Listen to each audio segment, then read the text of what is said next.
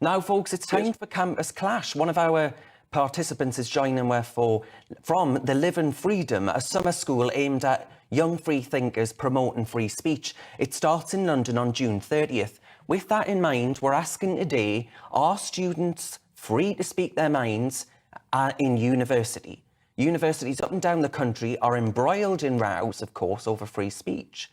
We've seen conservative societies banned, we've seen professors ousted, we've seen speakers shouted down. So have our once great institutions lost their way, and are students allowed to speak their minds freely on campus? Well, joining me now is the free speech champion and University of Edinburgh graduate Daniel Sharp, and second-year law student at the University of Bristol, Jules Chan. Jules Chan, do you think students are able to express themselves freely on campuses today?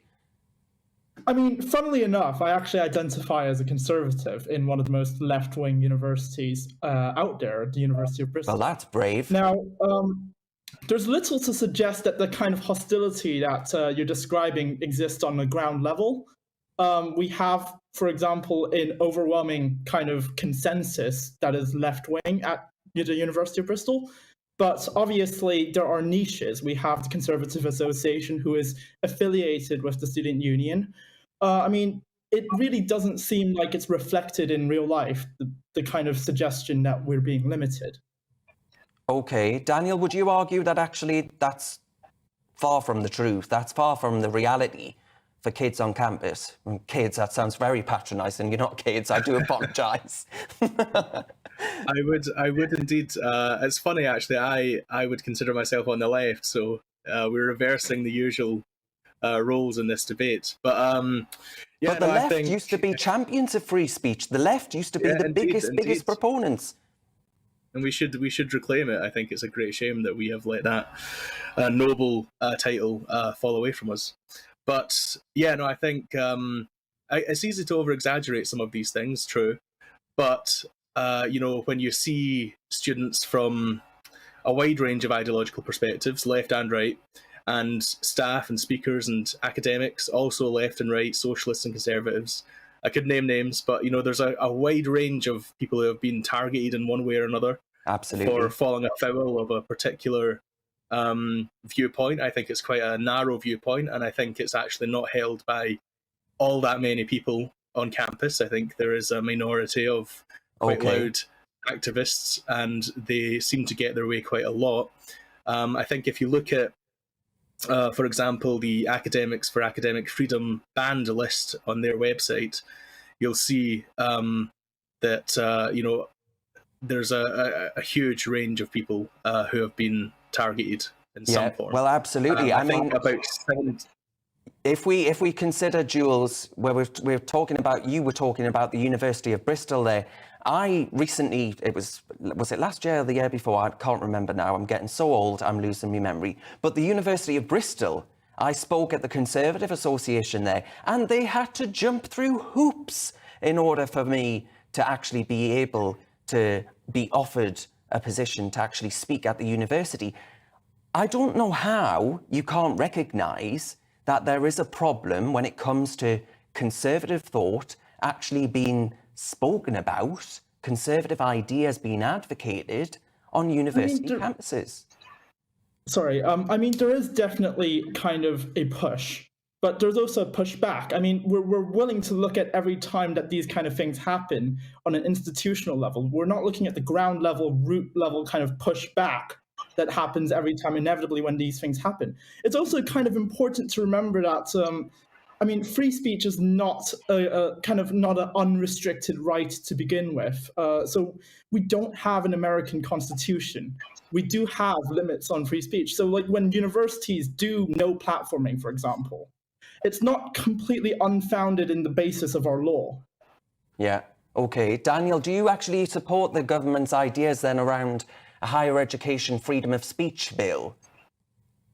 Well, that's quite a hard debate. I mean, I'm not entirely sure that I like having to rely on the government to get involved in universities. So I'm a bit more cautious about that. I know a lot of people agree with it on the free speech side of things. I'm not entirely sure.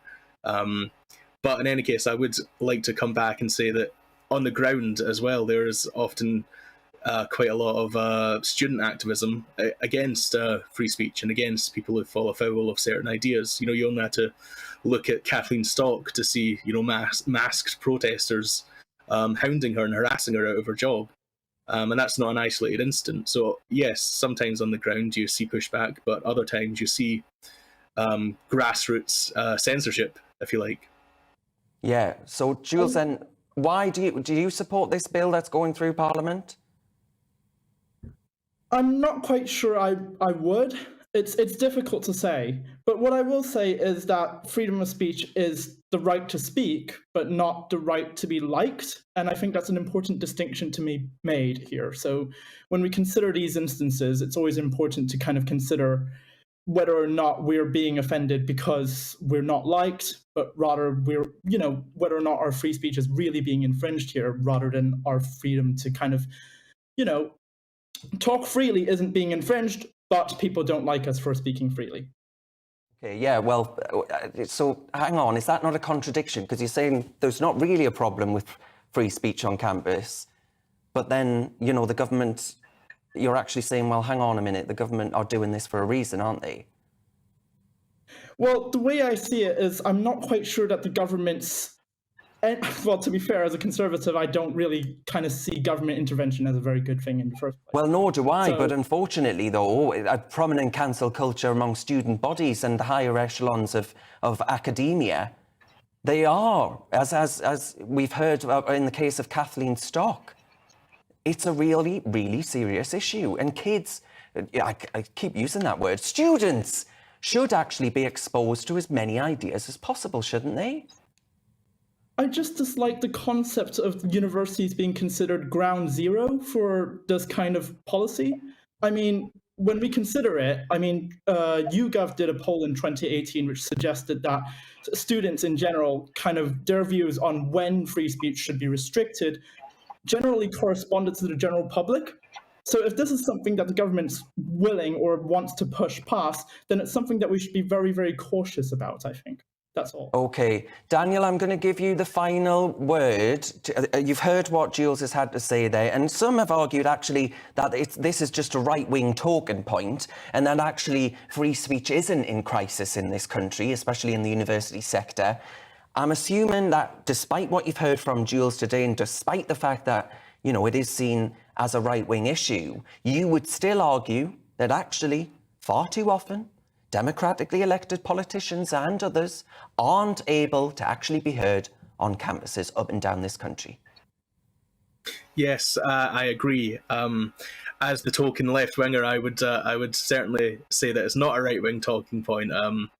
I think it's something that affects people from across the political spectrum, and actually anyone who supports free speech should come together, whether they're on the left or the right. Perfect way to end that. Thank you very, very much, folks. Now, you've been watching Real Britain with me, Darren Grimes, and that was Daniel Sharp and Jules Chan. But folks, thank you very much for your company today. The show is on every Saturday and Sunday at 2 p.m, but here's coming the weather.